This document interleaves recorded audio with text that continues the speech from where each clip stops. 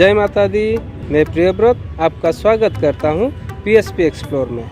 उम्मीद है आप ज़रूर अच्छे होंगे। श्री माता रानी के दर्शन की ये तीसरा एपिसोड है। पहला एपिसोड में मैं आपको कटरा से चरण पादुका तक दिखाया था, साथ में सारे जानकारी भी दिया था। और दूसरा एपिसोड में चरण पादुका से अर्धकुंवारी तक दिखाया था, उसमें भी साथ में सारे जानकारी दिया था। ये तीसरा एपिसोड में हम अर्धकुंवारी से आगे की यात्रा करेंगे और साथ में मैं आपको सारा जानकारी देता रहूँगा। और यात्रा शुरू करने से पहले एक रिक्वेस्ट है, अगर आप चैनल को सब्सक्राइब नहीं किए हैं तो नीचे दिए गए सब्सक्राइब बटन में क्लिक करके सब्सक्राइब कर दीजिए और बेल आइकन भी दबा दीजिए। तो चलिए अर्धकुंवारी से हम आगे की यात्रा करेंगे और साथ में सारे जानकारियाँ भी मैं आपको देता रहूँगा।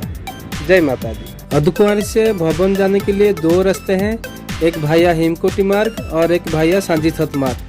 सांजीथत मार्ग जो है वो बहुत खरी चढ़ाई है और उस रास्ते घोड़े भी चलते हैं।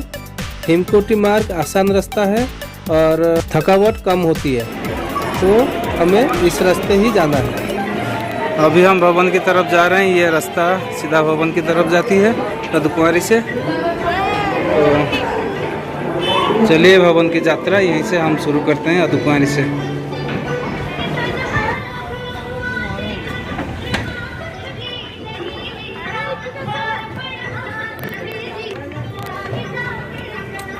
ये जगह जगह प्यूरीफाइड ड्रिंकिंग वाटर मशीन लगी है। इसमें normal water, hot water, cold water 3 प्रकार की पानी मिल जाती है और वो भी फ्री में।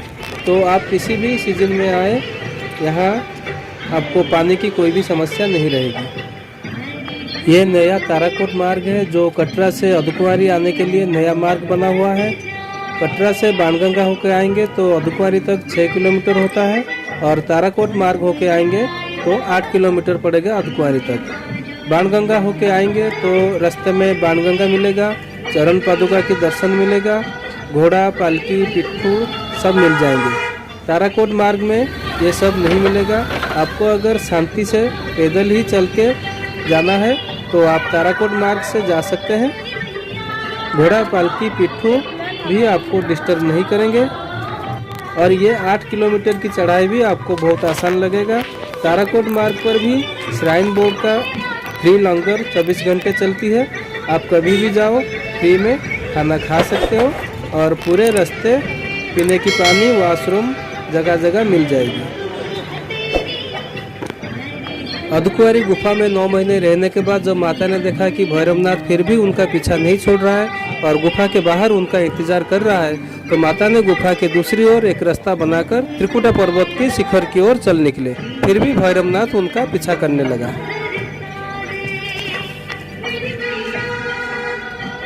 ये जो बैटरी कार आप देख रहे हैं, ये अर्धकुंवारी से भवन तक और भवन से अर्धकुंवारी तक ही चलती है। इसका जो चार्ज है अर्धकुंवारी से भवन तक 354 रुपये और भवन से अर्धकुंवारी तक 236 रुपये लगता है। ये सर्विस 50 साल से ऊपर के व्यक्तियों के लिए है। इसका बुकिंग ऑनलाइन इस वेबसाइट पर होती है और डायरेक्ट आकर यहाँ पर टिकट भी मिल सकता है।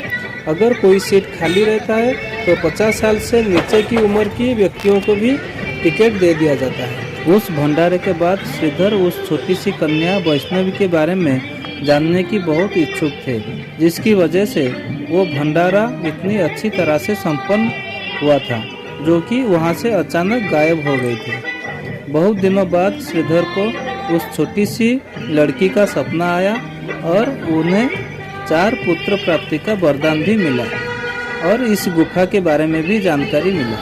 तभी श्रीधर को मालूम पड़ा कि वो छोटी सी कन्या और कोई नहीं, वैष्णवी के नाम की वो कन्या खुद माता वैष्णो देवी ही थे। श्रीधर बहुत खुश हो गए और माता की बताई गई गुफा की तलाश में निकल पड़े और कुछ दिनों बाद उन्हें वो गुफा मिल गया। तभी से यहाँ पर माता वैष्णो देवी के दर्शन के लिए हजारों लाखों श्रद्धालु धीरे धीरे आने लगे। जय माता दी, जय माता दी। अभी पैदल ही आ रहे हैं नीचे से। क्या बात है। क्या उम्र हो गई आपकी दादाजी? 74 साल हो गए। देखिए 74 साल उम्र हो गया, फिर भी चढ़ाई करके आ रहे हैं, मानना पड़ेगा। यहाँ पे पत्थर सब टूट के गिर जाता है इसीलिए बीच बीच में सावधान करके लिखा हुआ है, यहाँ पे ना बैठे, पत्थर गिरने की डर रहता है। देखिए पत्थर कैसे फटा हुआ है, सब कभी भी गिर सकता है। ऊपर आप देख सकते हैं कैसे पत्थर फटा हुआ है।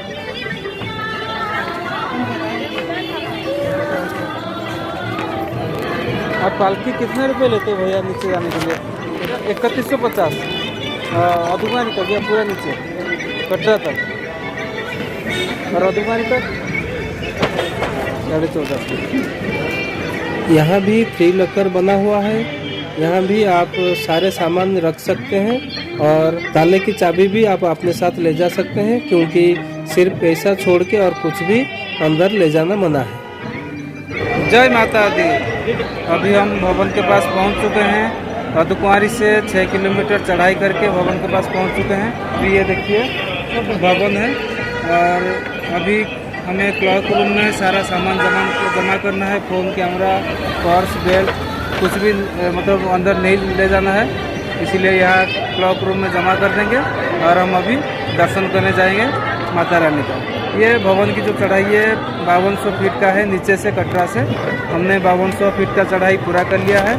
अभी जाएंगे माता रानी का दर्शन करने वहाँ भवन में, और दर्शन करके आएंगे, फिर आपको बताएंगे। सुबह 7 बजे से 7:30 बजे तक और शाम को भी 7 बजे से 7:30 बजे तक माता रानी की आरती होती है।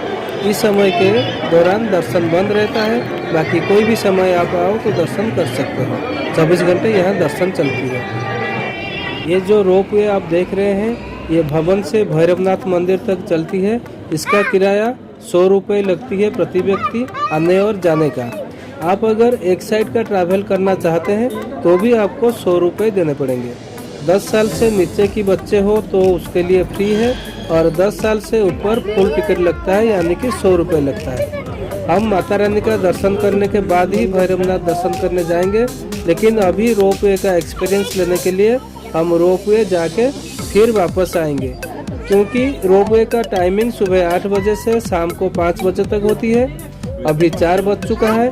हम माता रानी का दर्शन करके आएंगे, तब तक रोप वे बंद हो जाएगा। इसीलिए हम रोप वे में जाकर वापस आएंगे और माता रानी का दर्शन करने के बाद पैदल ही भैरवनाथ मंदिर जाएंगे।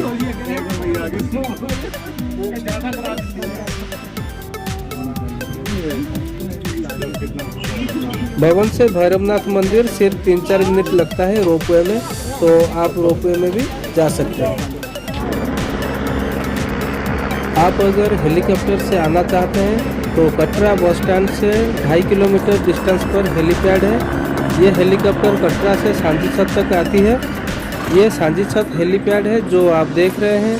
यहाँ से भवन की दूरी भी 2.5 किलोमीटर पड़ेगा। सांझी छत में हेलीकॉप्टर से उतरने के बाद आपको पैदल ही भवन तक जाना पड़ेगा। घोड़े के माध्यम से भी जा सकते हैं। 300-350 रुपये चार्ज लगता है। इसका बुकिंग ऑनलाइन ही करा के आए। यात्रा से 3-4 महीने पहले ही बुकिंग कराएं। ऑनलाइन बुकिंग वेबसाइट आप स्क्रीन पे देख सकते हैं।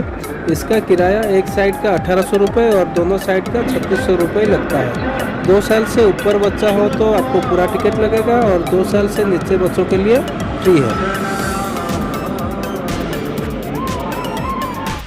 भवन पर भी श्राइन बोर्ड की तरफ से धर्मशाला बनी हुई है। यहाँ अलग अलग रेट में रूम भी मिल जाती है, और 120 रुपये के हिसाब से डॉर्मिटरी बेड्स भी मिल जाती है। इसका बुकिंग ऑनलाइन होती है इस वेबसाइट पर। अगर इसमें भी आपको जगह नहीं मिलती है तो निःशुल्क यात्री निवास भी बना हुआ है। 100 रुपये डिपॉजिट करके कंबल लाके आप ओढ़ के सो सकते हैं, और कंबल वापस करने पर आपको 100 रुपये वापस कर दिया जाएंगे, यानी कि एक तरह से कंबल आपको फ्री में मिल जाती है। जय माता दी। अभी हम माता रानी का दर्शन करके बाहर आ चुके हैं। काफ़ी सुंदर रूप से दर्शन किया। अंदर कुछ अलाव नहीं था, इसीलिए हम आपको दर्शन नहीं करा पाए। हम खुद दर्शन किए हैं, और दर्शन तो बहुत मतलब वो बोल नहीं सकते कि ये ऊपर चढ़ाई करके माता रानी का दर्शन करने के बाद ये जो चढ़ाई की तकलीफ थी, ये कुछ भी मालूम नहीं पड़ा कि हम इतना ऊपर चढ़ के आए थे। कुछ तकलीफ हुआ था, तो बहुत सुंदर रूप से दर्शन हुआ। जैसे कि हम देखे थे अर्धकुंवारी में गर्भजोन में माता 9 महीने तक रुके थे, और वहाँ अगर उनका पीछा किया था तो वहाँ से पीछे की रास्ते से माता रानी निकल के आ गए थे और आकर यहाँ भवन में रुके थे। और ये उनका जो लास्ट डेस्टिनेशन बोलते हैं, यहीं पे ही वो रुक गए थे। भवन में ही माता रानी रुक गए। और यहाँ जैसे कि भैरव हनुमान जी के साथ लड़ाई करते करते हनुमान जी भी थक गए थे, तो माता रानी को लगा कि कुछ तो करना पड़ेगा, इसीलिए उन्होंने भैरवनाथ का यहाँ पे उनको वध किए थे, उनका सर घर से अलग कर दिए थे और इनका सर यहाँ से करीब 3 किलोमीटर ऊपर जाके गिरा था। तो अभी हम चलेंगे भैरवनाथ जी का दर्शन करने और वहाँ दर्शन करके फिर आगे आपको जानकारी देंगे कैसे दर्शन होता है और वहाँ भैरवनाथ का दर्शन मतलब वहाँ उनका मंदिर क्यों बना हुआ है और दर्शन क्यों करते हैं। तो यहाँ से 2 किलोमीटर है भैरवनाथ, तो चलिए भैरवनाथ दर्शन करने चलते हैं।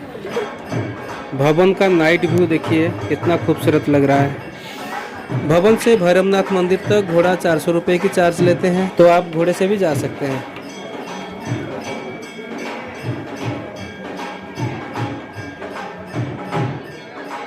अभी हम भैरवनाथ के आसपास पहुंच चुके हैं। ये देखिए ये रास्ता है, इधर से जाते हैं और यहाँ भोजनालय भी है देखिए।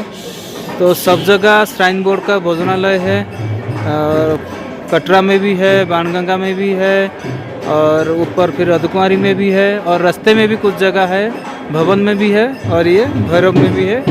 तो सब जगह श्राइन बोर्ड का भोजनालय है और अच्छा खाना भी मिलता है और रेट भी ठीक ठाक है। रेट चार्ट तो मैं आपको दिखाया था, तो ऐसे सब जगह भोजनालय है, हम खा सकते हैं।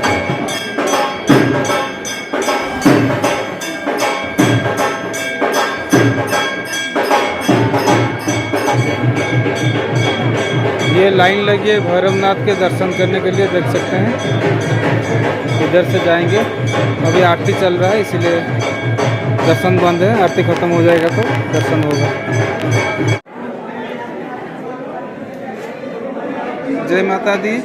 जैसे कि मैं आपको दिखाया कि हम अभी भैरवनाथ मंदिर के पास पहुंच चुके हैं, आरती चल रहा था इसीलिए दर्शन बंद था, अभी दर्शन चालू हो गया है।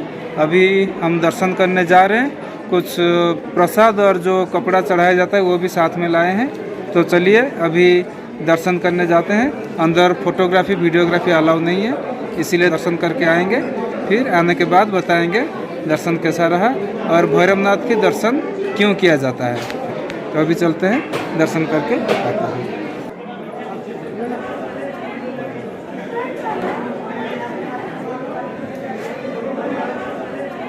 जय माता दी, जय बाबा भैरवनाथ। अभी हम दर्शन करके आ गए बाबा भैरवनाथ का, काफ़ी अच्छी तरह से दर्शन हुआ। बाबा भैरवनाथ एकदम शांति से बैठे हैं अपनी सिंहासन पर और साथ में हनुमान जी भी बैठे हैं, उनका भी दर्शन किए। और जैसे कि मैं आपको बताया था, दर्शन करके आने के बाद बताऊंगा कि बाबा भैरवनाथ का दर्शन क्यों किया जाता है।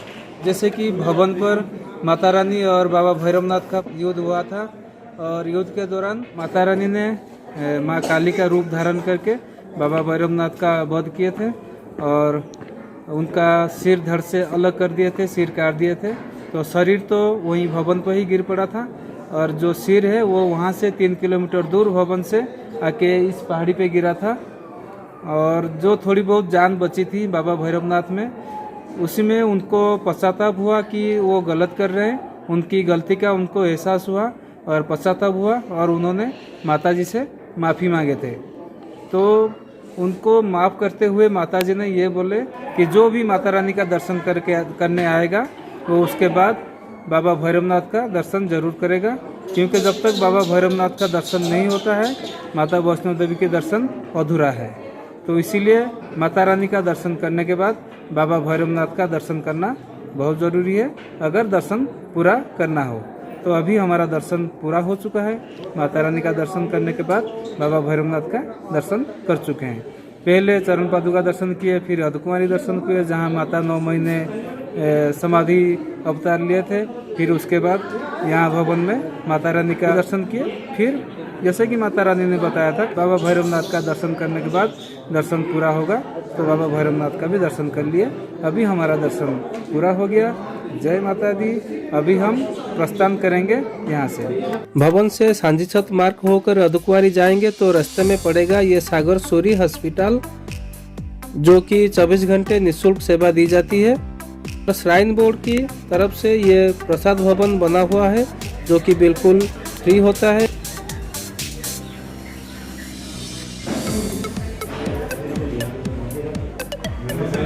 चना और हलवा प्रसाद के रूप में यहाँ मिलता है रोज़। यहाँ भी आप प्रसाद ले सकते हैं, आप जितना चाहे खा सकते हैं।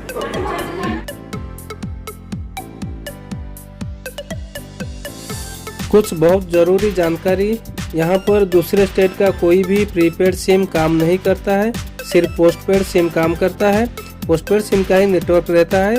यहाँ यात्रा सिम के नाम पर प्रीपेड सिम मिल जाती है, जिसकी प्राइस 300-350 रुपये होती है। आपको और भी कुछ जानकारी चाहिए तो श्राइन बोर्ड की वेबसाइट पर विजिट कर सकते हैं, और ज़रूरत पड़ने पर ये हेल्पलाइन नंबर भी है, इसको यूज भी कर सकते हैं। जय माता दी। श्री माता वैष्णो देवी के दर्शन अभी पूरा हो चुका है। आपको मैं 3 एपिसोड में पूरा वीडियो दिया, साथ में कंप्लीट डिटेल्स के साथ जो भी जानकारी मिला मैं आपको A to Z जितना जानकारी मिला मैं सब जानकारी दिया, और यात्रा पूरा हो चुका है अभी। तो आपको ये एपिसोड कैसा लगा कमेंट करके बताइए, और लाइक करें, शेयर करें। अगर सब्सक्राइब नहीं किए हैं तो चैनल को सब्सक्राइब करें और बेल आइकन दबाएं। तो ये एपिसोड भी यहीं पर समाप्त करते हैं। जय माता दी।